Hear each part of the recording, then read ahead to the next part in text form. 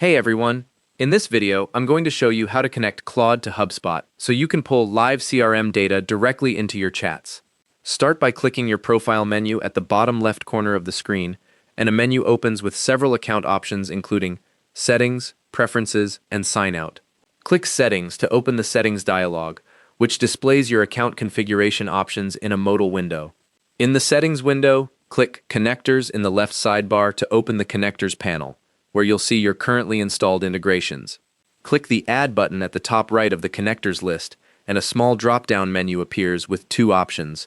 Click Browse Connectors to open the full connector directory, which loads a searchable catalog of all available integrations. Type HubSpot into the search box at the top to filter the available connectors, and HubSpot appears in the results below the search field. Click on the HubSpot result to open its details page with connection options, permissions information, and a brief description of what the connector does. Click the Connect button to authorize the integration, and the button state changes to show the connection is processing.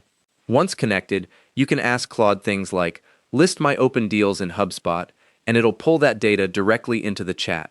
If you don't see HubSpot in your connector list, make sure you're using a Claude plan that includes integrations.